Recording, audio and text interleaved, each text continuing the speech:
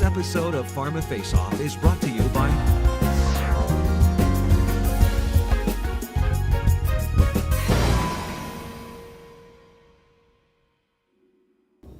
So is this providing new data on what is actually happening as the sales reps are in their sales calls? Well, it's an interesting perspective on that because, I mean, when you implement something like that, I mean, then doing the call notes and the call recording, I don't know, a week later no longer applies. You're in CLM, I mean, you're capturing information as you speak, I mean, as it happens. So that really tells you something about where that call was made, what was discussed, how it was presented, and everything. It certainly makes reps more efficient. So if they have the right application, the right CRM tool, it certainly makes them more efficient. They can be ready when their customer is ready. So it is, in essence, it empowers customer-driven interactions, which was not possible before. And that is, especially in a specialty rep setting or a hospital settings, is very important, where the reps are able to have a conversation with the healthcare professional, even when they are walking, from one area of the hospital to another area, which was probably not possible before. So it certainly increases their efficiency a lot. I think efficiency and relevance are just the two main outcomes from it. Yeah. I'm curious about that customer engagement issue. The reps have an iPad, the doctors probably have an iPhone, maybe an iPad, maybe both, maybe, how do you manage kind of all of the various things? How do you make sure that kind of this remains sort of a kind of a vibrant technology that continues to engage the physician? Well, I think having, as I mentioned before, having tools that really help the physician with their practice and help them connect with the consumer, with the patient. So it's not just an app or a tool for a drug or medication. It's more for condition or more holistic for the practice. And let's not forget, the patient. 30% of all mobile healthcare searches are done in the waiting room.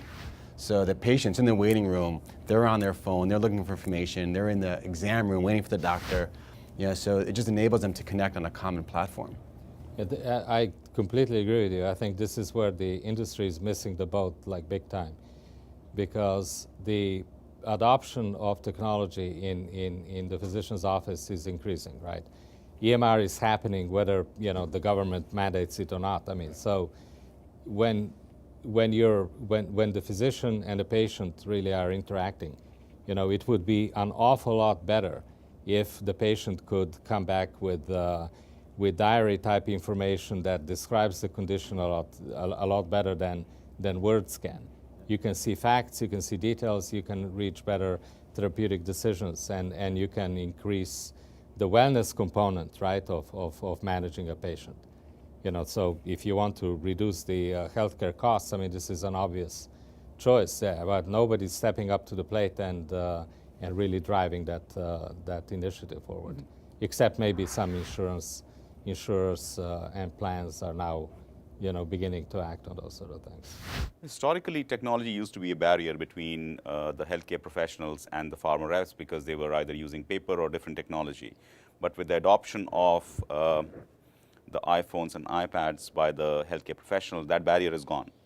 So it's more about, so both the sides are comfortable with the technology. It's now how do you use that to establish better relationship. It has started with digital promotion and closed loop marketing. That is the first phase, but we see a transition where this technology could lead to further innovations, in terms of having new ways of detailing with physicians, or having discussions with physicians, more services that are location-based, using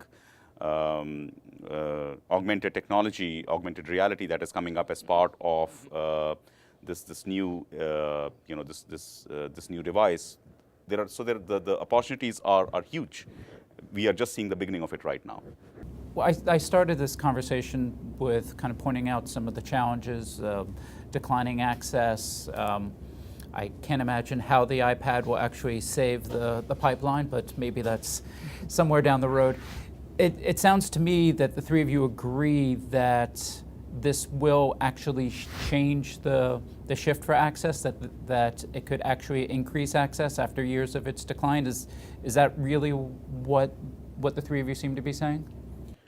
It certainly provides a huge opportunity for pharma to innovate on a new technology that never existed before. So certainly there is opportunity, and we're sure that working with pharma solution providers like ourselves will be able to provide new and innovative solutions on an ongoing basis.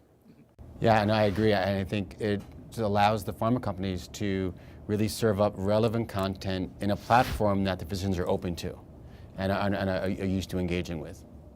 Right. I mean, we're getting conditioned to immediate response, right? I mean, you want right on satisfaction, right? And if the sales rep is smart, and the company is smart, I mean, then they can provide, an infrastructure in there to be able to really satisfy the information needs or whatever the doctor has, very quickly.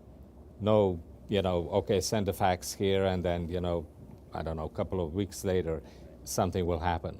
You can execute those sort of things right in front of them, and tell them really when it's going to be delivered. I mean, so if you push that to its ultimate limit. But it's coming down to the sales rep. Being able to manage that relationship, sure. Understand the needs of the customer. It's a relationship manager. Right, and the technology exactly. serves up the relevant content. Correct. So if they're worried, I mean, that their jobs are going away, I mean, they're not. They're just changing. They're morphing. I mean, but if you don't change with it, I mean, then the consequences will be pronounced, I think. Right. So the access, you say, the access will be given to whoever's of most use, right? Most service, I mean, by the doctor. I think it also gives the access a longer tail where they're seeing the multi-channel approach that you're talking about, where the interactions within the detail could then trigger follow-up emails, right. communications, exactly. invites. So it Gonna mesh it up together. exactly. So it actually extends the access, beyond that call. Well, I want to thank you, Ross and Niraj and Boyan, Welcome. and thank you all for tuning in. Go to pharmafaceoff.com and let us know what you think about the iPad.